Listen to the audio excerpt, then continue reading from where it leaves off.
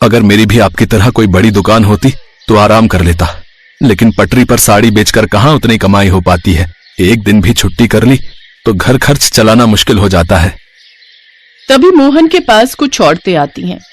मोहन भैया, कुछ नई और रंग बिरंगी साड़ियां दिखाना। भैया, मुझे भी कुछ बनारसी साड़ी दिखाना। हाँ हाँ, ये लो बहन, ये सब नई साड़ियां आई हैं और ये आपकी बनारसी साड़ी। रंग तो देखो कितना प्यारा है। हाँ, ये तो बड़ी सुंदर है। कितने की है ये वाली? हाँ, सिर्फ 200 रुपए। अरे वाह, इतनी सस्ती। फिर तो मेरे लिए 3 पैक कर दो और मेरे लिए 2। अरे ये क्या, सब औरतें उसी के पास साड़ियां लेने जा रही हैं। तभी एक औरत ब्रिजपाल की दुकान पर आती है। ये देखो भाई साहब, पिछले हफ्ते आपसे ये साड़ी लेकर गई थी। देखो तो 1 हफ्ते में इसका रंग उतर गया। अब कितनी पुरानी लग रही है। ये पकड़ो अपनी साड़ी और मुझे मेरे पैसे वापस लौटाओ। अब क्या पैसे लौटाओ है? अब क्या 300 की साड़ी सारी उम्र भर चलेगी क्या है? अरे, तुमसे अच्छी साड़ी तो ये पटरी पर बैठे मोहन भाई की होती है। तुमसे सस्ती होती है, फिर भी ना तो उसका रंग निकलता है और चलती भी तुम्हारी साड़ियों से ज्यादा ही है। बहन, तुम भी अब से मोहन भाई से ही साड़ी लिया करो। ठीक कहती हो बहन, अब मैं इस दुकान से कभी साड़ी नहीं लूंगी। मेरी मती मारी गई थी जो इनके पास आ गई। वो औरत भी मोहन की दुकान से ही साड़ी लेती है। ये देखकर ब्रिजपाल सोचता है, सभी औरतें इस मोहन की दुकान से साड़ी ले रही हैं। इस बारे में सेठ जी को खबर करनी होगी। शाम तक मोहन की सभी साड़ियां बिक जाती हैं और वो खुशी खुशी घर लौट आता है और अपनी पत्नी के हाथ में कुछ पैसे रखकर कहता है, सीमा, आज माँ दुर्गा की कृपा से बहुत ही अच्छी कमाई हुई है। उनके मंदिर में प्रसाद चढ़ा देना। जय माँ दुर्गा, बस ऐसे ही बरकत बनाए रखना। उधर ब्रिजपाल सेठ जी को जाकर इस बारे में बताता है। सेठ जी, सब लोग उस मोहन की दुकान से ही साड़ियां लेते हैं। कहते हैं हमारा माल बेकार होता है। अरे, अब सस्ता माल नहीं बेचूंगा तो मुनाफा कैसे कमाऊंगा है? और तुम सबकी तनख्वाह भी तो निकालनी है। अच्छा, मेरे पास एक उपाय है, जरा इधर कान तो ला। सेठ अपने नौकर के कान में कुछ कहता है। वाह सेठ जी, क्या कमाल का दिमाग लगाया है। उधर मोहन शहर से नया धागा और रंग लेकर लौटता है और उन्हें आंगन में ही रख देता है और सीमा से कहता है, सीमा, बहुत भूख लगी है, जल्दी से खाना लगा दो। धूप में मैंने धागा और रंग रखा है। खाना खाकर धागे में रंग मिलाऊंगा। तुम जल्दी से पहले खाना लगा दो। आप हाथ मुंह धो लो, मैं परोसती हूँ। सेठ जी अपने नौकर को कहकर चुपके से मोहन के धागे और रंग को अपने धागे और रंग से बदल देते हैं। इस बात से अनजान मोहन उन धागों से ही साड़ियां बनाता है और बाजार में बेचने बैठ जाता है। ऐसे ही कुछ दिन बीत जाते हैं। एक रोज एक औरत मोहन के पास आकर कहती है, मोहन भाई, आजकल आपकी साड़ियों की क्वालिटी ना बहुत खराब हो रही है। देखो तो, एक ही धुलाई में रंग फीका पड़ गया। अब मैं कभी आपके यहाँ से साड़ी नहीं लूंगी। अरे बहन जी, यहाँ आइए, हमारी दुकान में दाम भी कम है और क्वालिटी भी इससे काफी अच्छी है। हाँ, सभी ग्राहक सेठ जी की दुकान से साड़ियां खरीदने लगते हैं और मोहन बेचारा सारा दिन ऐसे ही बैठा रहता, फिर बिना बोनी हुए ही वापस लौट आता है। क्या बात है जी, सारी साड़ियां वैसी की वैसी हैं, बिक्री नहीं हुई क्या? सीमा, सभी कहते हैं कि मेरी साड़ियों का रंग जल्दी निकल जाता है। ये आप क्या कह रहे हैं जी? आज से पहले तो ऐसी शिकायत कभी नहीं आई। कुछ समझ नहीं आ रहा। मैंने तो अपनी सारी जमा पूंजी इन साड़ियों में लगा दी और मेरे पास तो अब कोई जमा पूंजी भी नहीं बची। इस मुसीबत से अब हमें देवी माँ ही बचा सकती हैं। दोनों दुर्गा माँ की तस्वीर के आगे हाथ जोड़कर बैठ जाते हैं। हे देवी माँ, मैंने हमेशा सच्चे मन से आपकी भक्ति की है। आज आपके इस भक्त पर मुसीबतों का पहाड़ टूट पड़ा है माँ, मेरी रक्षा करो माँ। अपने भक्त की मदद करो देवी। उससे पहले मुझे उसकी परीक्षा लेनी होगी। ऐसे ही 2 दिन बीत गए। बाहर बहुत तेज बारिश हो रही थी। दुर्गा माँ एक बुढ़िया का भेष धारण कर मोहन के घर आई। घर में सिर्फ 2 ही रोटी का आटा बचा था। एक रोटी सीमा ने मोहन की थाली में रखी और एक अपनी में। वो खाना शुरू करने ही वाले थे कि तभी किसी ने उनका दरवाजा खटखटाया।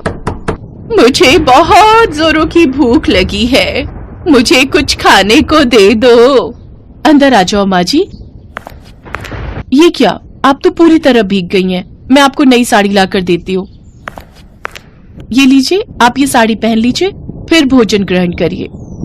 वो बुढ़िया नई साड़ी पहन लेती है। साथ ही वो दोनों अपने हिस्से की रोटी भी उस बुढ़िया को दे देते हैं। बारिश थमते ही वो बुढ़िया वहां से जाने लगती है। तुम्हारा बहुत बहुत शुक्रिया बेटी। वो बुढ़िया वहां से चली जाती है। उस रात माँ दुर्गा मोहन के सपने में आती हैं। मोहन, तुम्हारे घर के जो पीछे तालाब है उसके पानी में अपनी साड़ियों को भिगो लो। उनका रंग पक्का हो जाएगा और साड़ी का कपड़ा कभी नहीं फटेगा। साथ ही जो भी उस साड़ी को पहनेगा उसकी सारी बीमारियां भी खत्म हो जाएंगी। अगली सुबह मोहन नींद से जागता है और सारी बात अपनी पत्नी को बताता है। अगर ऐसी बात है तो पहले मैं उस साड़ी को पहन कर देखूंगी। मेरी कमर में जो दर्द रहता है, अगर वो ठीक हो गया तो समझो वो बात सच है। मैं अभी उस पानी में अपनी साड़ियों को डुबोता हूँ। तालाब के पानी में साड़ी डुबोने के बाद सीमा उसे सुखाकर जैसे ही पहनती है तो कई सालों से उसकी कमर में रह रहा दर्द खत्म हो जाता है। अरे वाह, मेरा सारा दर्द चला गया। जय देवी माँ, तुम्हारी सदा ही जय हो। ये सुनकर मोहन खुश हो जाता है और जल्दी से अपनी सभी साड़ियों को तालाब के पानी में डुबोता है और उन्हें सुखाकर बाजार में बेचने बैठ जाता है। जादुई साड़ी ले लो, जादुई साड़ी, एक बार पहनकर देखो, शरीर के सारे रोग दूर हो जाएंगे। जादुई साड़ी ले लो। नहीं भैया, आपसे साड़ी लेकर मैं पहले ही परेशान हो चुकी हूँ और अब तो आप झूठ बोलकर साड़ी बेचने लगे हो। बहन जी, इस बार आप लेकर जाओ, पहले आजमा कर देख लो, काम नहीं करे तो पैसे वापस ले लेना। अच्छा ठीक है, मेरी सास के घुटनों में कई महीनों से दर्द है, वो चल फिर भी नहीं पाती। अगर इसे पहनकर भी उनका दर्द ठीक नहीं हुआ तो पैसे वापस ले जाऊंगी। ठीक है बहन जी।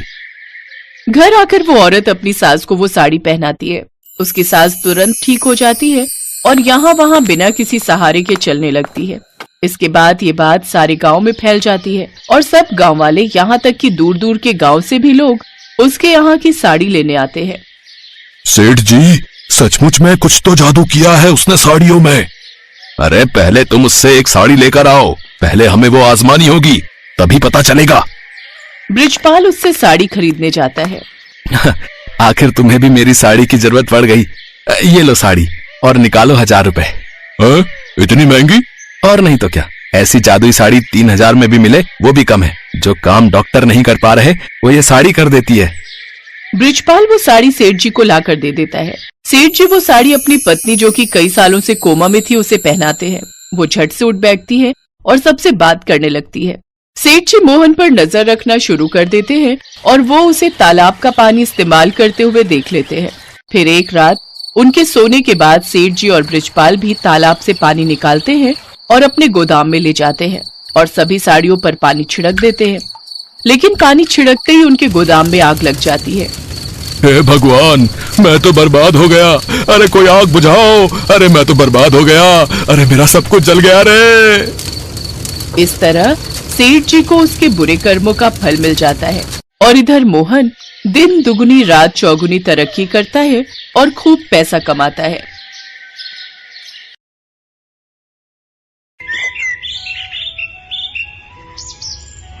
दुर्गा माता की जय।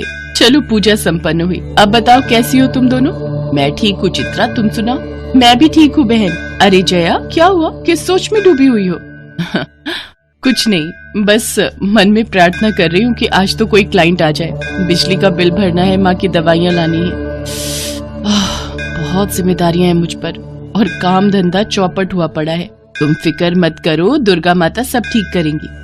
जब मेरे पति की मौत हुई थी तब मुझे भी लगता था कि मैं कैसे सोनू और मोनू को अकेले पाल पाऊंगी, लेकिन मुझे माता रानी ने ही हिम्मत दी और देखो आज छोटा मोटा ढाबा चलाकर किसी तरह गुजारा हो ही जाता है। सही बात है, हम भी तो गरीबी की चक्की में पिस रहे थे। माँ की कृपा हुई और देखो आज मेरे पास सरकारी नौकरी है। ये कहानी माँ दुर्गा की इन 3 भक्तों की है, चित्रा, सुधा और जया। तीनों माता की बहुत बड़ी भक्त थी। कुछ भी हो जाए लेकिन तीनों माँ के मंदिर आना नहीं भूलती थी। माता रानी के मंदिर में ही इन तीनों की मुलाकात हुई और फिर दोस्ती भी हो गई। चित्रा एक छोटा सा ढाबा चलाती थी। वो बहुत ही बढ़िया खाना बनाती थी और अपना ढाबा चलाकर अपने परिवार का पेट पालती थी। सुधा की नौकरी जेल में थी। वो वहां पर प्रहरी का काम करती थी, जबकि जया ने वकालत की पढ़ाई की हुई थी, मगर उसके पास केस ही नहीं आते थे। यही कारण था कि उसकी माली हालत अच्छी नहीं थी। ऐसे में चित्रा और सुधा हमेशा उसे हिम्मत बंधाती थी और कभी कभार उसकी मदद भी कर दिया करती थी। फिर एक दिन जब चित्रा अपने ढाबे पर माँ दुर्गा की पूजा कर रही थी, तभी उसके ढाबे पर काम करने वाला केशव भागा भागा उसके पास आया। दीदी सुनो ना। रुक, पहले ये प्रसाद को और अब बोल। दीदी, लगता है माता रानी ने आपकी सुन ली। मतलब? देखो दीदी, वो जो नदी के पास होटल है ना, बड़ा सा। कौन सा? वो रिवर व्यू होटल? हाँ दीदी, वही। उन्हें अपने होटल के लिए एक बढ़िया सा शेफ चाहिए और उसके लिए वो एक प्रतियोगिता करा रहे हैं, जिसे जीतने वाले को वो अपने होटल में शेफ का काम देंगे और अच्छी पगार भी। अरे वाह केशव, क्या खबर लाया रे। मैं दिन रात एक कर दूंगी, लेकिन वो प्रतियोगिता जीत कर दिखाऊंगी। बस माता रानी का आशीर्वाद बना रहे। चित्रा अपने स्वादिष्ट खाने के लिए पूरे मोहल्ले में मशहूर थी। सभी लोग उसके हाथ के स्वाद के कायल थे, सिवाय उसकी पड़ोसन दिव्या के। वो हमेशा ही उससे चिढ़ती थी। होटल की प्रतियोगिता वाली बात जब दिव्या को पता चली तो उसने सोचा, चित्रा की बच्ची, चाहे कुछ भी हो जाए, तुझे तो मैं जीतने नहीं दूंगी। जीतना तो दूर, मेरे रहते तो उस प्रतियोगिता में हिस्सा ही नहीं ले पाएगी। एक तरफ दिव्या चित्रा के खिलाफ जाल बुन रही थी, तो दूसरी तरफ सारा दिन बीत जाने पर भी जया के पास कोई केस नहीं आया। उसने मायूस होकर अपना केबिन बंद किया और मन में सोचने लगी, आज भी कोई केस नहीं आया। केबिन का किराया भी देना है, माँ की दवाइयाँ भी ले जानी है। उफ, कैसे हो पाएगा सब कुछ? हे माँ, कोई तो रास्ता दिखाओ मुझे। जया पैसों की किल्लत से जूझ रही थी, तो वहीं जेल में सुधा भी परेशान थी। नाइट ड्यूटी खत्म करने के बाद सुबह के वक्त वो जेलर के आने का इंतजार कर रही थी। फिर कुछ ही देर बाद, जय हिंद सर। जय हिंद। हाँ कहो। सर, मैं प्रहरी सुधा हूँ। बैरक नंबर 3 और 4 में मेरी ड्यूटी है। हाँ तो? सर, वो नवरात्रि आ रही है तो छुट्टी चाहिए थी। क्यों? छुट्टी लेकर क्या करोगी? सर, वो माँ की चौकी सजानी है और। देखो, इन सब कामों के लिए छुट्टी नहीं मिलेगी। अच्छा तो सर, बस नवमी के ही दिन की छुट्टी दे दीजिए। जाओ यहाँ से, कहा ना छुट्टी नहीं मिलेगी। जी सर, जय हिंद। सुधा अपना सा मुंह लेकर जेलर के कमरे से बाहर निकल आई। जया और सुधा जहाँ दुखी और परेशान थे, तो वहीं चित्रा कुकिंग कंपटीशन को लेकर उत्साहित थी। लेकिन वो नहीं जानती थी कि उस पर दुखों का पहाड़ टूटने वाला था। नवरात्रि के ठीक एक दिन पहले जब चित्रा पूजा पाठ के लिए अपने घर की सफाई कर रही थी, तभी उसके घर के सामने पुलिस की गाड़ी आकर रुकी। हाँ जी कहिए। तुम्हारा नाम चित्रा है? हाँ जी, पर हुआ क्या है? अरे रो, हमें तुम्हारे घर की तलाशी लेनी है। इतना कहकर इंस्पेक्टर ने चित्रा को धक्का दिया और 2-3 पुलिस वाले चित्रा के घर में रखे सामान को उलट पलट कर देखने लगे। और फिर, ये नशीली दवाइयों की पेटी कहाँ से ली तुमने और कहाँ बेचती थी ये सब नशे का सामान? मैं इस बारे में कुछ नहीं जानती इंस्पेक्टर साहब। इस पेटी में क्या है और ये मेरे घर में कैसे आई, मुझे कुछ नहीं पता। मैं तो पूरी ईमानदारी से अपना छोटा सा ढाबा चलाती हूँ साहब।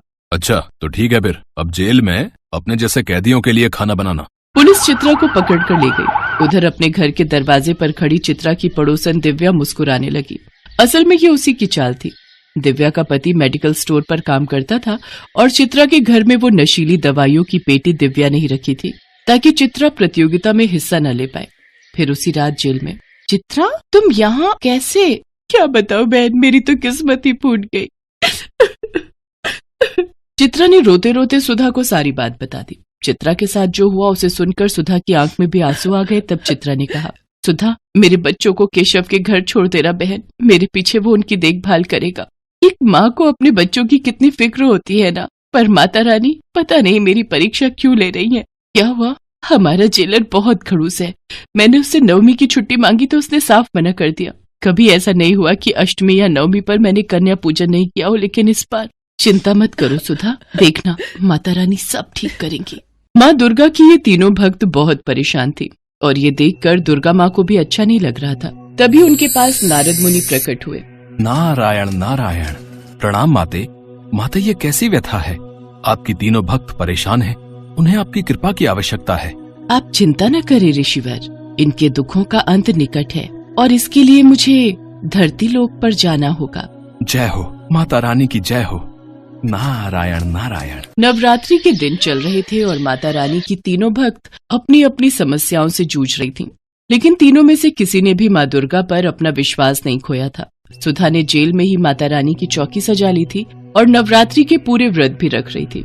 फिर अष्टमी के दिन जब सुधा माता रानी की पूजा कर रही थी, तब अचानक माँ दुर्गा की मूर्ति से तेज प्रकाश निकलने लगा, जिसे देखते ही सुधा की आंखें बंद हो गई। और फिर, आंखें खोलो पुत्री।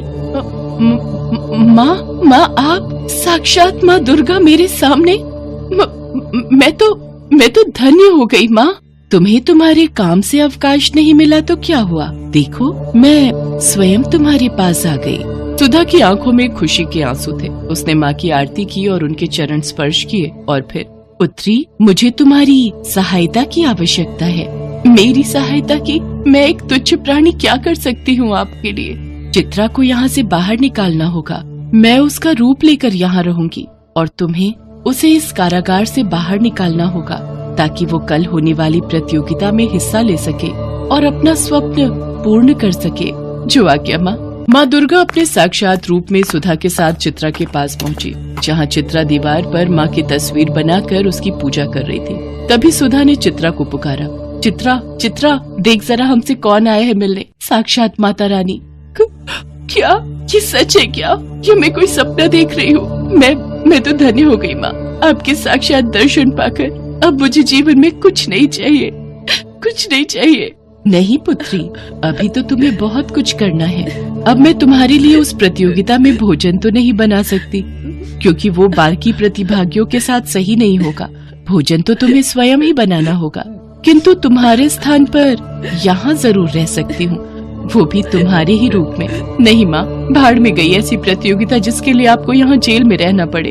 तुम भी तो एक माँ हो ना, और अपने बच्चों के लिए कितने कष्ट सहती हो, तो मैं भी तुम्हारी माँ ही हूँ। चिंता मत करो, कल से ही जया कोर्ट में तुम्हारा केस लड़ेगी। मैं खुद उससे मिलकर आई हूँ, वो तुम्हें अवश्य ही निर्दोष साबित करेगी। इसके बाद दुर्गा माँ ने चित्रा का रूप लिया और उसकी जगह जेल में बैठ गई। फिर चित्रा और सुधा ने उन्हें प्रणाम किया और सुधा ने चुपके से चित्रा को जेल से बाहर निकाल दिया। अगले दिन चित्रा ने प्रतियोगिता में अपने बच्चों के लिए और जया ने कोर्ट में चित्रा के लिए पूरी ताकत लगा दी। चित्रा ने अपने हुनर से प्रतियोगिता जीत ली, तो वहीं जया ने भी चित्रा को कोर्ट से जमानत दिलवा दी। फिर उसी शाम तीनों एक साथ मंदिर पहुंचे, जहां कोई नहीं था। उन्होंने माँ दुर्गा को प्रणाम किया और माँ ने अपने साक्षात रूप में फिर से तीनों को दर्शन दिए। माता रानी की जय हो। पता है माँ, आपकी कृपा से चित्रा का केस जीतते ही मेरे पास ढेरों लोग आने लगे हैं। अब मेरे पास कोई कमी नहीं रही। मेरी बच्चियों, तुम सबके दुख भरे दिन दूर हुए। अब ऐसे ही हंसी खुशी से जीवन बिताओ और एक दूसरे की मदद करते रहो। दुर्गा मैया की जय, दुर्गा मैया की जय, दुर्गा मैया की जय।